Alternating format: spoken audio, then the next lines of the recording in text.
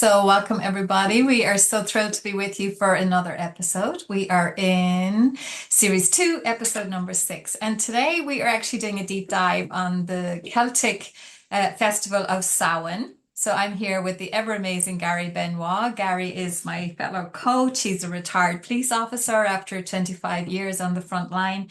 He's an author and a speaker licensed in the financial industry, and his book, A Call for Service, is available for those of you who are intrigued from listening to him here on the podcast and would love to know a little bit more about Gary and his journey.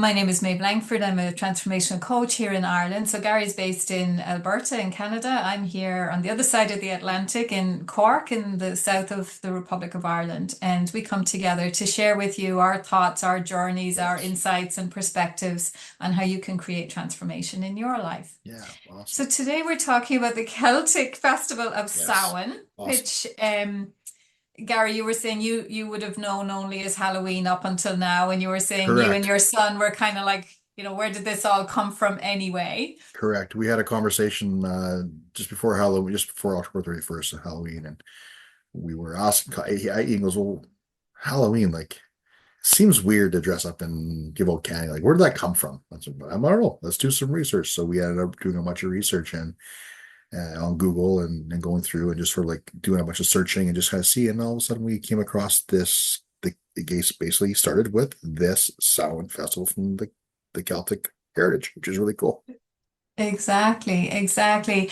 And in many respects, Samhain is kind of it was the Celtic New Year, right? So Mm, again, it was like the coming into the shortest days and the nights and everything getting longer and the days are getting shorter but it was this idea that out of the darkness comes the light as well, and it's that preparation time for the new year, bringing one year to a close and bringing the new year to a good start. So I just love, I mean, we might talk about some of these ideas again when it comes to, the end of the calendar year. fair. But I think Samhain it's just such a lovely way to connect. And it's probably deeper. There are elements of it that are deeper that we might never think of as a year-end ritual when we're thinking of the calendar year. But the first couple of things that I would suggest for those of you listening. So I wrote a blog on this recently. So if you don't follow my blogs and you'd like to find it, just look it up. You'll find that on my website. And it was somebody who read the blog said, you guys should really do a podcast on Hmm. this. So this is honoring that request for the podcast on this topic. Um, so the things that I would really encourage any of you listening today is first of all to just look at the year just gone, right? We've been talking about the hero's journey as well, and we come around that cycle of growth, and it's about really looking at who have I become, right? This past year, what are the lessons that you can harvest, right? Maybe you overcome some things, or you learn some new things, or you've been listening to us and you've got some new insights and perspective on things. We really want to just maybe write them down, right? Capture them so that you can kind of embed the learning, Hmm. right? Hmm. Because I think it was Earl Nightingale said that ideas are like what is it? They're like slippery fish. And if you don't gaff them at the end of a pencil, and by that he was like, if you don't write them down with your pencil, they're lost and Yeah, they're gone. So really inviting people to consider, and for you and me too, Gary, to consider like what have we done this for past sure. year? For We sure. this podcast even is just over a year in existence. We've definitely grown and learned and Absolutely. harvested some things this Yes, year. for sure. And I love the idea that it's kind of the thinnest time between the spirits and that guy. So we're like I see us all as being spiritual beings in a human experience, and we're all connected to something greater than us, right? Whatever that is for you, Yeah, whatever yeah, whatever language works for you. But we're all connected to something bigger, and that idea that we have a little bit closer access to that spirit, I think is such a cool concept, yeah, right? absolutely. And I think because like that's when you are potentially could receive better downloads, you can receive um, more intuitive ideas, right? And that's where that, Yeah, by having the pen handy, by having that the notebook, by having whatever that is, and yeah, write down that idea. You may not act on that idea in the moment, but maybe it's an idea, right? yeah. And capture it. and Yeah. At capture. least if you write it At least down. you've got it. It's not going to just be fleeting, right? And, you've got you can Exactly. consider it a little bit later on. But having that connection to the spirit world, or having that connection or closer to to that realm of infinite knowledge, I think is such a Yeah. I just love that part of it. Yeah. Um, and I just I see it as such an advantage that if we're aware of it and we have the advantage to sort of tap into that, Yeah. what's going to come from that? Yeah, and I suppose again, it kind of relates to, some of what we've been thinking about with the hero's journey, even though we didn't talk about it. But, this idea that like we stand on the shoulders of giants, right? That like all the people who went before us, especially those in our lineage and in our family, that they've all everything that, we're the dream that they had for the future, right? We're it. Yeah, So and we don't have to do it alone, right? right. All their wishes for us, all their learning, all their mistakes, it's all available for us to learn and grow from. So Yeah. one of the things that would have been part of this Samhain tradition would be to connect with the ancestors, your own ancestors, to give thanks for the learnings, to give thanks for the insights, to give thanks for, Right. the sometimes the sacrifices they made, right? For Mm-hmm. for us to be able to have some of the outcomes that we've had in our lives. So 100%. again, I would say, Gary, for my generation here in Ireland, we don't always think about having rituals around all of this, even, Halloween and Samhain has become a bit of, bit of the American way of Yeah. experiencing it at this stage, and the candies and the treats. And that's all fine and it's fun and it's part of it.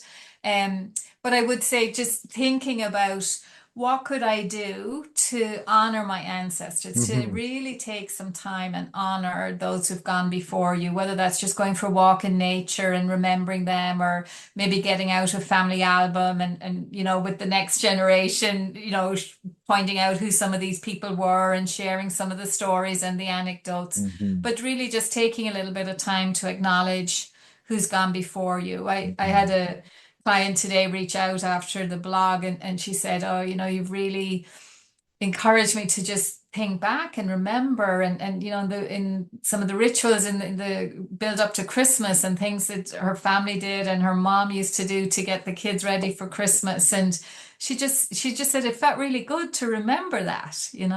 Hmm.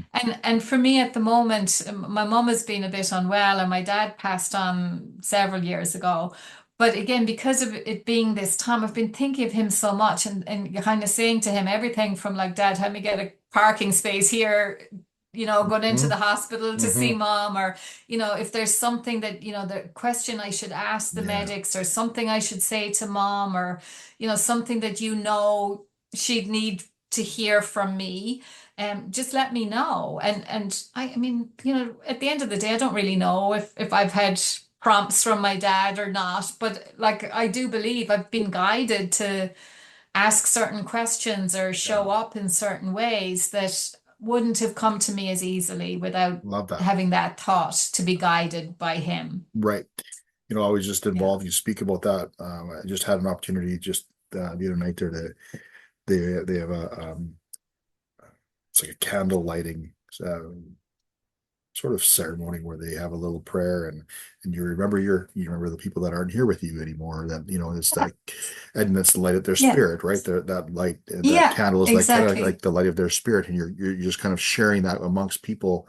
And it was a big group, and you got to share the Yes, light with each other, and you kind of light each other's spirits, and you sort of like shine the light of that awareness on the fact that these people have come before us, and the road that we're on is it was paved, or was started by all those people that came before us, and we're just continuing exactly. that journey, that legacy of what they've created, and to remember them in the way that means something to you. And so it was great to have that kind of that moment where I was being, and it just felt this is just happenstance. So I don't know. Let me rephrase. Universe makes no mistakes, but in most people True. say, right, Yes. that I wouldn't have been a part of that if this wasn't part of the topic. We hadn't discussed this until just recently, and so Yeah. being a part of that whole thing ties nicely into this. And I think the universe does it on purpose, because Yes. right? It has a plan Yeah. for us, and we're here to have this conversation around what that looks like. And so it's whatever works for you, right? That whole connection piece. If it's lighting that candle and having a prayer, or whatever that is, taking a walk or whatever that might be. I think that's really, really cool. Exactly. Exactly. That's Or journaling. You mentioned yeah, journaling as yeah, well. It whatever. doesn't matter. No, It's just these are all just tools for expressing or yeah, accessing yeah, that connection. Yeah. yeah, really Yeah, cool, yeah. really cool.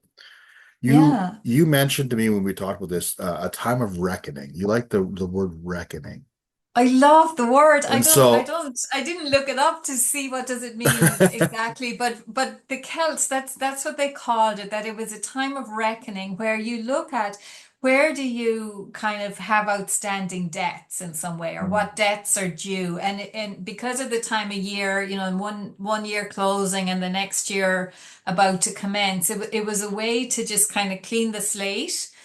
So it could be financial debts, even in the Celts' time. It could have been like a financial, or the goods were owing in some way. And this was the kind of time of year where they'd say, okay, this is time to pay what's due, right? mhm. And I often think of it either just in Ireland, it's end of the tax year as well. So again, it's a time for just cleaning out your financial state, and putting everything in order. And I often think, in the modern calendar, I suppose we're coming into Christmas time, or that kind of festive season. I know not everybody celebrates it in the same way, but again, there's maybe holiday traditions, and people Hmm. getting Hmm. together, and when you think again, maybe emotional debts due, right? Maybe there's an apology owing, or maybe there's a thank you owing that somebody did you well in some way. And it's really just an opportunity to resolve those things, or to make reparation, or to ask for forgiveness, or give forgiveness as a means of, I think of it anyway, as kind of yeah, that kind of clean slate idea, I Right. suppose. I think that's kind of So a cool concept, with the way you put it, because like when you think about harvest season, we live in my both Alberta and Saskatchewan, two provinces where I have family, and it's very agriculturally based provinces, right? sure. There's the farmers that grow anything from wheat to canola to lentils to peas, to they grow all these kinds of things. And at this time of year, really truly is that harvest time. So that idea to repay that debt, or repay that, or to pay what's due in a way, is like say, well, I maybe you had to, borrow money in that way, or you had to, or maybe it's giving some of your bounty to others, Yeah. or whatever that is. And when you think about ancestral times, when they talk about those, right, in that way. And so, Yeah. it's kind of cool that it's in that type of harvest style season, where that harvest moon, that harvest idea, where you're transitioning out of the growing to the gathering stage, right? Yeah, exactly. Exactly. And I think part of that then is, if you think about um like when we've harvested, right, and then in Ireland, and in Alberta as well, right, it goes into like it's kind of hibernation season. For you guys it Yes, lasts for even sure. longer than for us, right? Absolutely. But there is this kind of just this time of just calming everything down, slowing everything down. The days that are shorter, the nights are longer. I love this. I have to say, I love it. I'm so grateful that the seasons cause me to start to think about slowing down and calming down. I don't always do it naturally. So this gives me as the nights draw in, that would be the phrase here, Hmm. the nights have drawn in, that it's a seasonal reminder to just, pause, be intentional about slowing down. And part of that slowing down is like, what am I ready to release and let go of? Like just like the leaves, they're still coming down off the trees here. What am I ready to let go of? Whether that's, beliefs and thought patterns, old self-image we talked about in the hero's journey last time, that I'm changing, I'm becoming, I'm growing all the time. What am I letting go of? Old habits, old maybe roles, old jobs that I used to hold, and leaving and creating space to do some of that maybe even more Yeah, intentionally. yeah. And as I leave it go, what am I putting in instead? Mm, So again, you talked about, being in a agricultural environment. Like the farmers don't just kind of hope something's going to happen in the spring, right? They're hmm very intentional. They're deciding about what seeds to sow. hmm And I believe we need to do the same. And the Celts believe that too. As you're thinking about the new year, well, what do you want that new year to look like, right? You hmm get to create that. You and Yeah, I believe in very absolutely. intentionally creating that. So do you have Yeah. any thoughts that you could Yeah, share today around how do you intentionally set those seeds going into a new year? for sure. Like I might, I'm just gonna go back for something you said. There's that day, that reckoning piece, that whole transition Oh, piece. sorry, yeah. I'm just gonna just I want to add one thing to that is that maybe it's you've changed who you are, and that reckoning is just you showing up differently. And that old Yeah, person is no longer going to be a part of that, right? And you've decided to be someone different. So it could be that.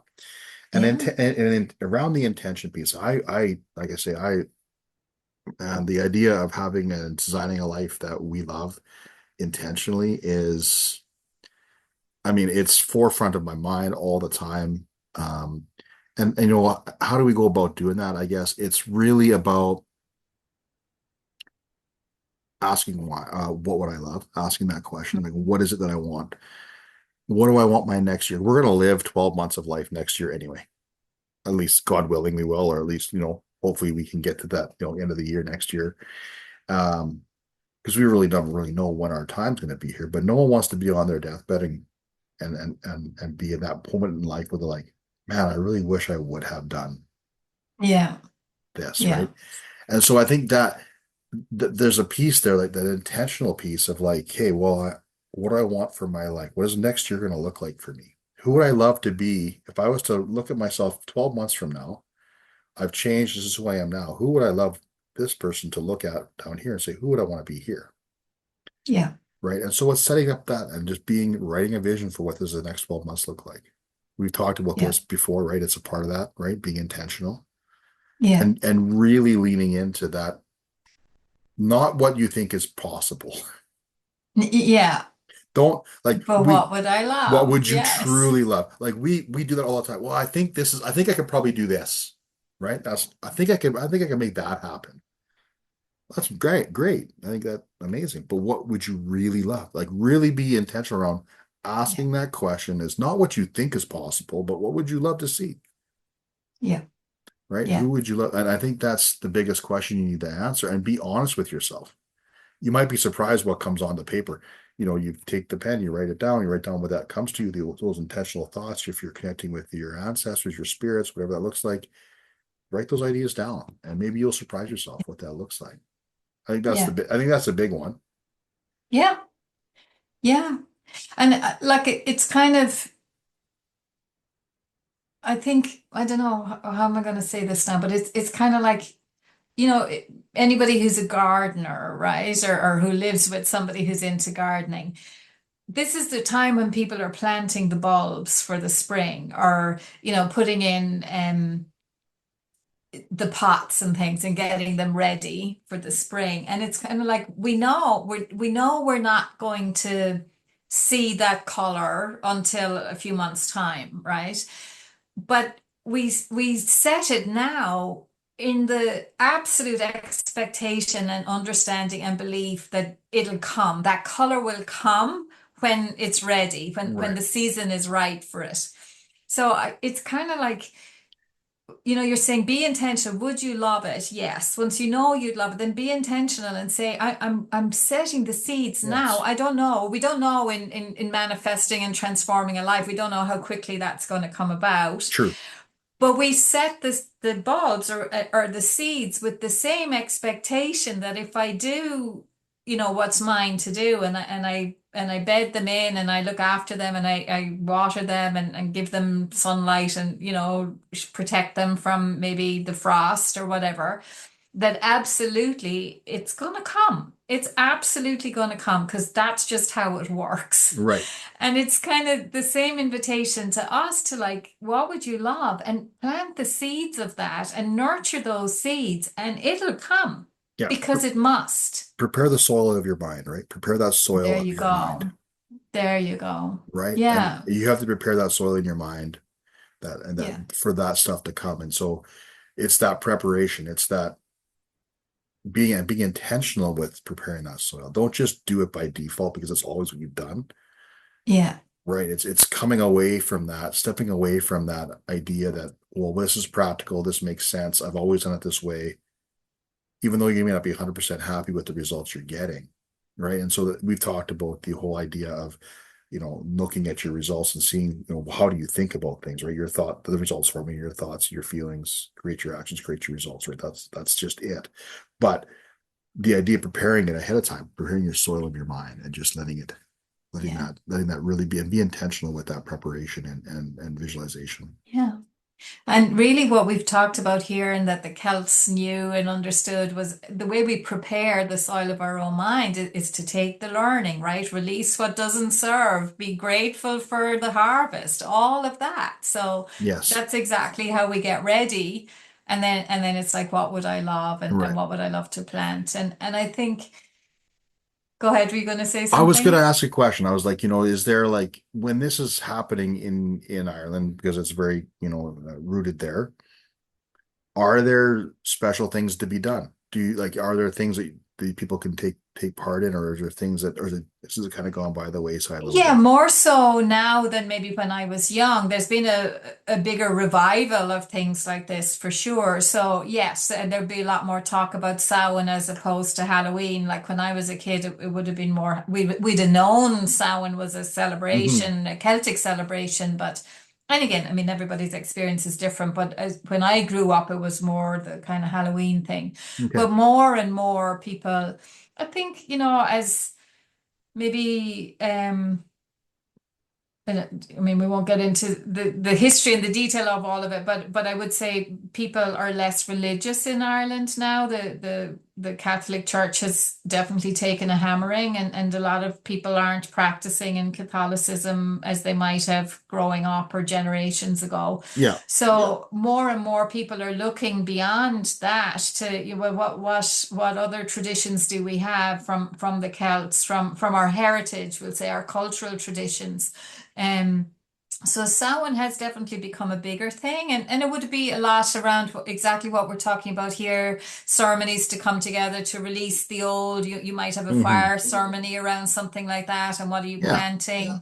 And big piece definitely around honoring the ancestors would be part of that. But again, that might be journaling or it might be speaking and sharing stories, things like that, again around a campfire or Okay. um and also looking at how can I deepen my intuition, right? They were very intuitive. They were very in touch with nature. They were very guided by the natural world. And again, even just this whole releasing, letting go, harvesting, planting was all very much driven by the natural cycles Fair. in world around them. Absolutely. So they would have been very into tuning into inner knowing around this time of year when the veil is thinner, right? Like you were saying at the start, when it's easier Mhm. maybe to connect. So really thinking about again for each of us today and anybody listening to like where do you want some guidance? Where would you love to have more insight or feel like you had support and direction? And again, it comes back to kind of being intentional, ask the question, what would be a great next step for me? Or where am I being guided at the moment in my health or in my relationships? And we ask the question and then we stay open to the answer. Mhm.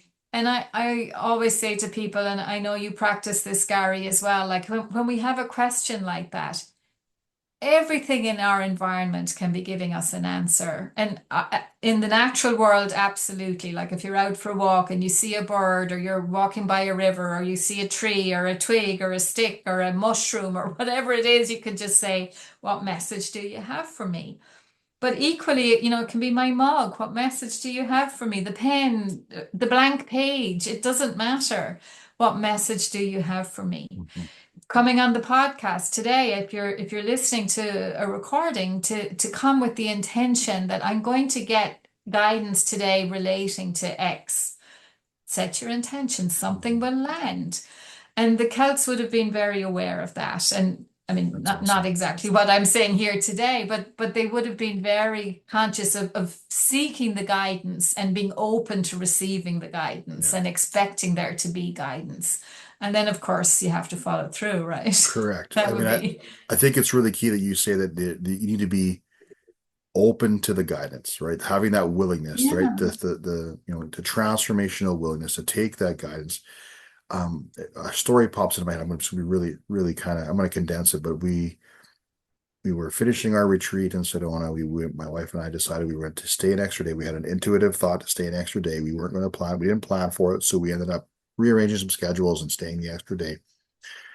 And we had gone for a walk. We thought, well, we're going to move our bodies and go for a little walk, and then we're going to come back and kind of get some lunch and kind of hang out.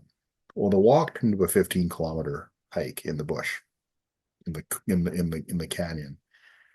But when you talk about intuitiveness and you talk about leaning into all the things that you can see, and when you become aware and you open your mind to that ability to say, hey, look, everything around me has a message, or I can see things differently. yeah, What I noticed on that walk was it was such the walk and the trail we were on was so alive. We were like in this trail, and it was like there was aliveness everywhere. There was caterpillars and snakes and the raccoons, and we got to see all these different animals, and each one of them provided us with new intuitive thoughts.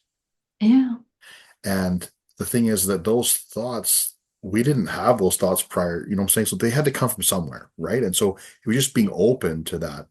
And, the coolest thing about it is near the end, my wife is very special to me and I love her to death. And, she had an idea for an entire book. And it basically she voice texted the skeleton or the of this book as we were walking, and it came to her in that Lord. way, right, as a download, because she was willing to have the intuitive side of her open to whatever messages were coming, and so it could come just like that for you too, Yeah, if you're listening to, right, absolutely. if you're just inside of those questions, like what is my next step to take, right? And then you just ask, what messages do you have for me in relation to this question? And you just open to it and you're just in that question and you stay there. Yeah. Maybe you'll get a whole bunch of stuff that had to come Whole from. book full of Right, whole answers. book full of answers. Like, I don't know, right? But I Yeah, mean, it exactly. could happen for you. And I think that that is probably the key. And you Yeah. say the next thing is once you get those ideas, the action step needs to be taken. You can't, as in the words famous for Jim Carrey with Oprah, you can't just visualize it or intuitively think it and then go Go sit on the sit on the couch and couch and eat a have a sandwich. sandwich. Right. Right. Yeah. You just can't do that. You still need to take the step that's yours to take. Yeah. Right. Yeah. And so I think that those two things, when you put them hand in hand, you've got a very powerful connection between the guidance and then the action, Yeah. right? The action that you need to take because success is at your fingertips if you decide to utilize and lean into these two aspects of what this whole Samhain Absolutely. journey, the whole conclusion, reckoning, all that stuff comes to you, and you have the opportunity now because of the time of year to really lean into that piece of it if you choose to. And I would say, by the time people hear this recording, we'll be kind of well into November. And some people might kind of feel, well, that was a month ago, was Hmm. was the Samhain celebration. But I think exactly as you said, it's more a time of year than a day, Hmm. right? And I think, for anybody if you want to work with the energies of all of this, I would say create your own little ritual, Hmm. right? Have your own fire ceremony or, sit and light a candle or go for a walk or whatever it is. And just, if it's the intuition piece, just ask that question. What's a great next step for me? Or what can I do to improve my health? Or, whatever it is that you want guidance Hmm. on. And the only thing I would add to what you've said already, Gary, is that when we ask the question, I know for me when I was starting out with this, I kind of expected the answer to come there and then, like it's kind of like Hmm. like I would Hmm. with you. I ask Hmm. a question and you're going to give me an answer, right? Yep. Yep. intuitively, it doesn't always feel like when I'm talking to spirit, or, I could be, I gave the example of talking to my dad saying, guide me here, dad. It's not like you get a download straight away that you feel, okay, that's definitely the answer to what I just asked for. I think there part of the learning in terms of tuning into your intuition more and more is that willingness to stay open to the answer coming over time, and to just stay in the question.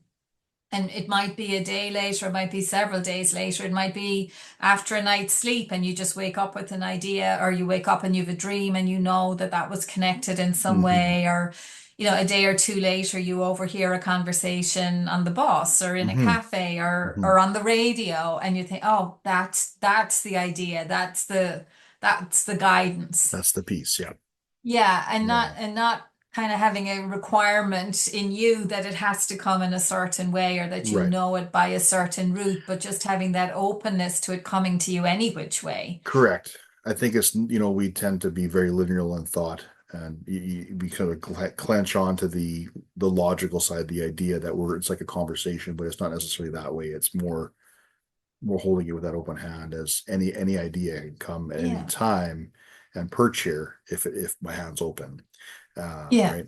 And as we come to the end of this episode, as we sort of start to conclude all of this, is there like some final thing or some final thoughts you would love for people to have, or maybe it's an action step, maybe it's something to take away as they go on with their day? I think I would just say, just tune into the energy of the time, right? Because I definitely think this is a time for it is a time for slowing down, for reflection, for intention, for what's coming next. And there's an awful lot of pull this time of the year. Like Black Friday's coming up, the sale time, and then there's Christmas and the frenetic kind of, buying and gift giving and meal preparation. That's a big thing here. I presume it is in Canada too, but it's very big here. And then we're into New Year and celebration. So it can really feel, it's almost counterintuitive. Like there's this kind, like for the Celts, yes, Christmas was a big celebration, right? But it was kind of a couple of days, right? There was a bit of prep and a bit of, yes, they might have been, feeding and Hmm. fattening some animals in the lead up to it, but that wasn't frenetic. Do you know what I mean? That was just Yes. part of the daily routine, and it was incorporated into the daily routine. Modern society has kind of gone a bit too far, I think, in that direction in terms of the busyness and the craziness. And if you're in a corporate kind of workspace, there's parties and socializing and all of that. And yeah, I'm not saying for any of us that we can't enjoy all of that, but I would be saying, enjoy what you want to enjoy and leave the rest of it, and just give yourself that space to have a little bit of the hibernation feeling in terms of reflection and intention setting and journaling and harvesting the good from the year just gone, and all of that, and to maybe create some rituals for yourself around that. Or I know, Gary, you're probably doing stuff. I know I'll be doing master classes and things towards the end of the year and the start of the new year. So really inviting people to just tune into those opportunities to create space within what's become a very busy time in most families and most careers for this time of year, Hmm. and just inviting you to walk your own path with some of that. Right. It's awesome. Yeah, I think, intuitively, you just, trying just to tune into that piece of you that speaks to you, Yeah. I think is really key. So that's really cool. Lots of great tips there. Um, I really have you really truthfully, like you rounded it right out brilliantly. So I'm just going to leave it with that.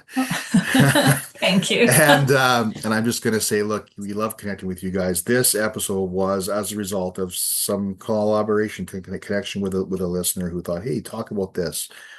Yeah. And I think that, we would love that to continue. If that's something people want to hear, something they would love us to explore, by all means, let us know. We would do that.